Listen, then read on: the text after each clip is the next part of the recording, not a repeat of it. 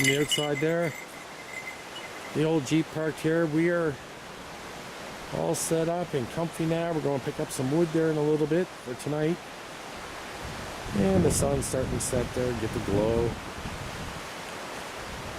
And I'm going to show you here something about this tent that I love. What they call this is a double wall.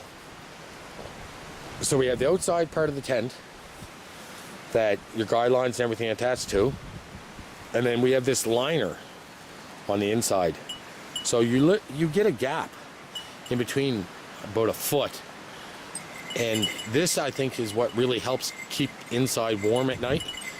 You don't get any drafts. And it's pumping. You can jack the stove up. You can get it, plus 20 comfortably in here and easily when you've got your thermostat at about 12 inches off the floor. If you're going to get up into the ceiling of that, yeah, you're going to hit 30 and 40, but it's on the floor where you're at sleeping. So that's why I take that temperature reading. Axel's in there laying down. It's been a busy day. I'm not getting as much video as I wish I was getting. Last night was cold. I won't lie about it. We ended up getting up around 2 o'clock and I put more clothing on. So today we built a bow bed. So last night I kept wanting to roll into the stove when I was sleeping. So we set something up here, so that should be all good for tonight. And the wood stove going, the hot water tank on there. You always got to have the steeper on in case somebody comes by. Axle sleeping. A little bit of wood there. For tonight, I got more outside here. Show you in a minute.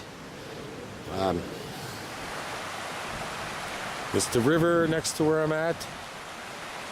I'm probably about 30 feet from the river. The river's high now, so I'm not overly concerned about it coming any higher. That's where I had my little party last night, me and the dog. And bonfire going.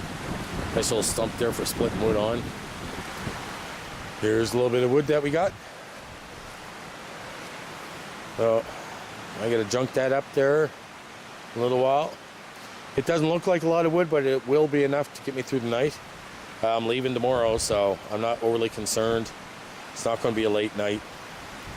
So we'll junk that up, and as I said earlier, I'm going to show you a trick called bow laying. Splitting wood with your pocket knife. So it's a neat little trick. It's good for making kindling and all that fun stuff. My fancy Fisker axe, you know what? It's not a bushcraft axe, but for what I paid for it, it holds up well. It's never let me down. I think I've sharpened it once since I've gotten it. So anyway, it is what it is.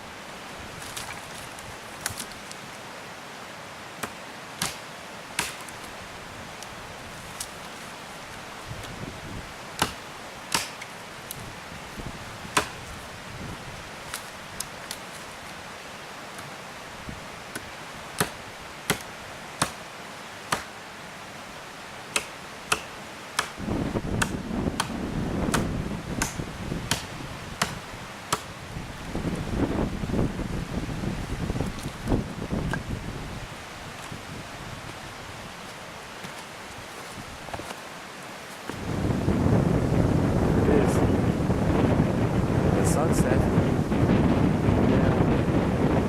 There's a trick that if you hold your finger up in front of the sun and the horizon for every finger thickness, I believe it's 1 hour.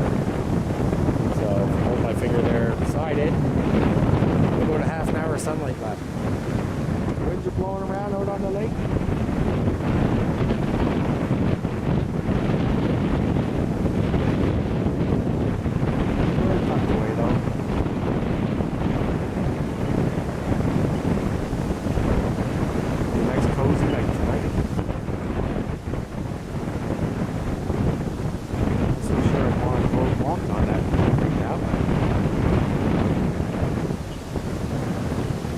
There it is.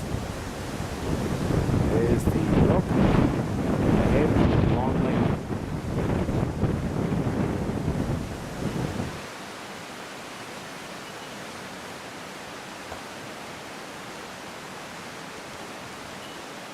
Okay.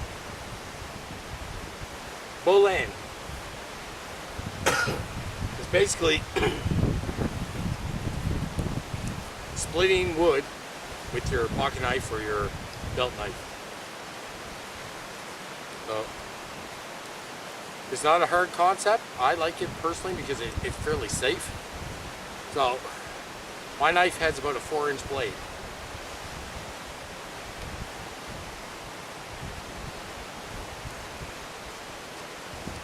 You just line the knife up like this, and you find a beater stick. Now this one's got a couple knots in it. I'm not sure how well this will work on this one. Thing is, this time of year, there we go. This time of year, everything's frozen. In order to get to the good wood, you gotta split it.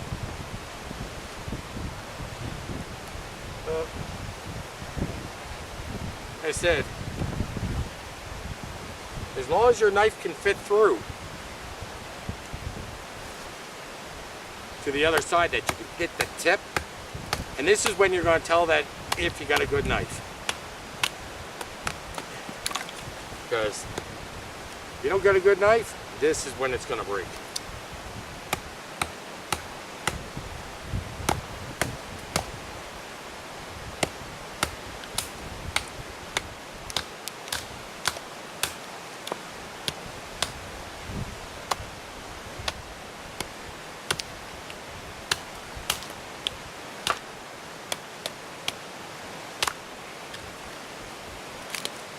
That's all there is to it.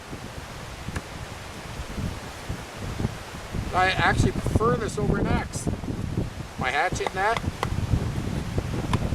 You have more control. You can pick the depth and thickness that you want, and you can keep going. You can split it right down to like next to nothing. And that is bow laying.